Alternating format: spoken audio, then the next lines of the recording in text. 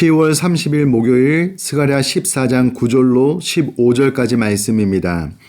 여호와께서 천하의 왕이 되시리니 그날에는 여호와께서 홀로 한 분이실 것이요 그의 이름이 홀로 하나이실 것이라.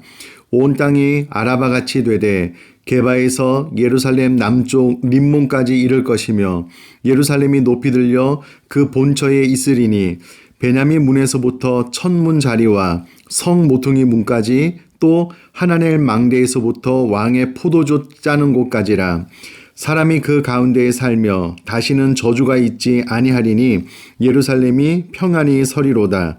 예루살렘을 친 모든 백성에게 여호와께서 내리실 재앙은 이러하니 곧 섰을 때에 그들의 살이 썩으며 그들의 눈동자가 눈구멍 속에서 썩으며 그들의 혀가 입 속에서 썩을 것이요 그날에 여호와께서 그들을 크게 요란하게 하시리니 피차 손으로 붙잡으며 피차 손을 들어 칠 것이며 유다도 예루살렘에서 싸우리니 이때 사방에 있는 이방 나라들의 보화 곧 금은과 의복이 심히 많이 모여질 것이요 또 말과 노새와 낙타와 나귀와 그 진에 있는 모든 가축에게 미칠 재앙도 그 재앙과 같으리라.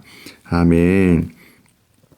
오늘 본문의 말씀은 궁극적으로 하나님의 나라가 최후 승리를 거둘 것에 대해서 또한 예루살렘이 영원히 평안하게 될 것에 대한 말씀이 기록되어져 있습니다.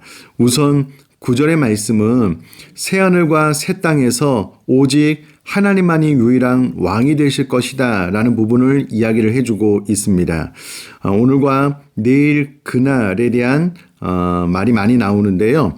그날은 두 가지로 생각을 해볼 수가 있습니다. 종말이기는 한데 예수님의 초림부터 재림 사이에 있을 모든 일을 종말 그날이다라고 이야기를 하고요. 그러나 좀 더 좁혀서 예수님의 재림의 때를 그날 종말이다라고 이야기를 하고 있습니다. 오늘 본문도 내일도 이 두 가지를 병행해서 종말이다라고 사용하고 있다라는 것을 기억하고 오늘 이 말씀을 들어주시면 좋을 것 같습니다.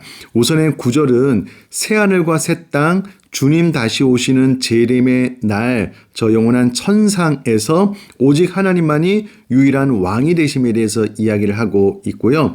그날에 대해서 10절부터 11절까지는 종말에 이루어질 새 예루살렘의 모습을 묘사해 주고 있는데 우선의 10절 말씀 보면 온 땅이 아라바같이 된다라고 이야기를 해주고 있습니다. 아라바는 풀이나 나무가 자라지 않는 불모의 땅을 이야기하고요.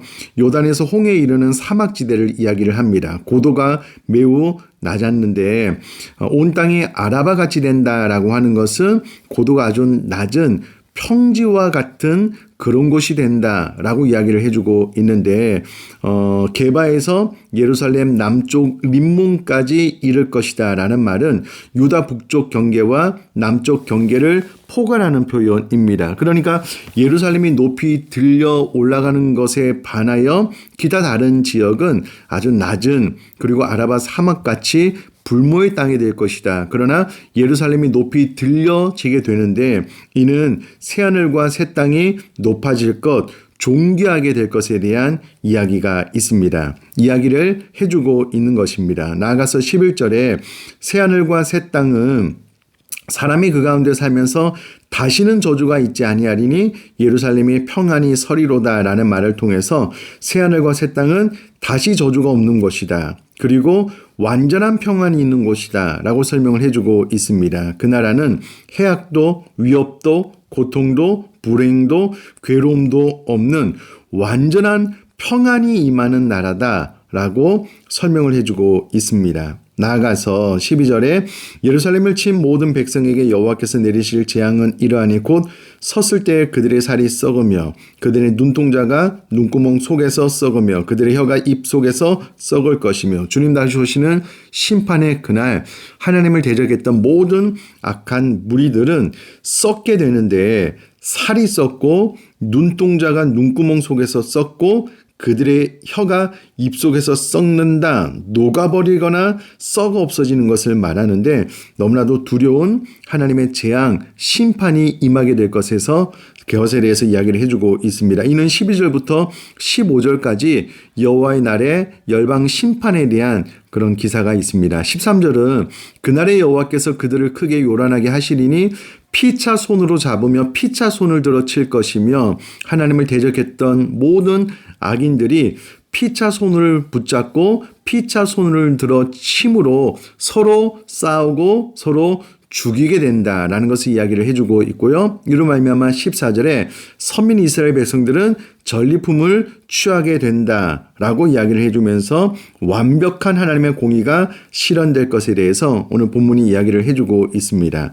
자, 그렇다면 이 본문을 통해서 하나님께서 우리에게 말씀하시는 것, 우리가 반드시 배워야 될 것이 무엇인가라고 했을 때 두 가지를 생각을 해볼 수가 있는데요. 그 첫 번째는 주님 다시 오시는 그날 완벽한 공의, 악인에 대한 완벽한 심판이 이루어진다라는 겁니다. 최근에 캄보디아 사건을 통해서 광범위한 타락, 조직적인 범죄, 어떻게 이 21세기에 그와 같은 악한 일들이 일어날 수 있을까라는 것이 나라 전체에 너무나도 많은 범죄 조직을 통하여 일어나고 있다라는 소식을 접하게 되었는데요. 그러나 결국 하나님의 심판이 임할 때에 그 모든 악인들은 정확하게 하나님의 공의로 심판받게 될 것이다 라는 것을 이 말씀을 통해서 교훈을 받을 수 있을 것입니다.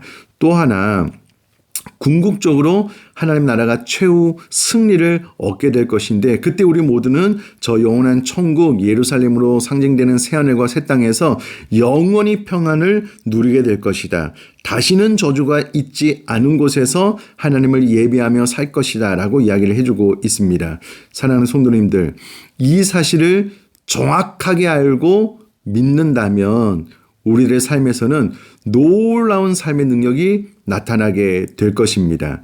저 영원한 천국에 대한 너무나도 사실적인 믿음의 확신이 있다면 하나님을 향하여 기꺼이 헌신하게 될 것이고 하나님을 향하여 기꺼이 희생하게 될 것이고 하나님을 향한 그 모든 헌신과 희생은 전혀 아깝지 않은 삶이 될 것입니다. 특별히 스가랴서는 서론에서 말씀드렸던 것처럼 성전 재건이 멈추어지고 무기력한 삶을 살고 있는 이들에게 성전을 재건할 것을 독려하기 위한 1차적인 목표가 있는 말씀인데 우리가 이 말씀을 통해서 다시 한번 주님 다시 오시는 그날이 있다라는 것을 확신하고 성전된 날을 다시금 세워나갈 뿐만 아니라 그 과정 가운데 성전이 세워져 나가는 과정 가운데 많은 어려움과 환난과 핍박이 있었듯 우리가 내 자신을 그리스도의 장성한 분량에 충만한 곳까지 자라나게 함에 있어서 많은 방해가 있다라고 할지라도 이와 같은 말씀을 마음속에 확신하면서 궁극적으로 하나님 나라가 최후 승리를 얻게 될 것을 확신하면서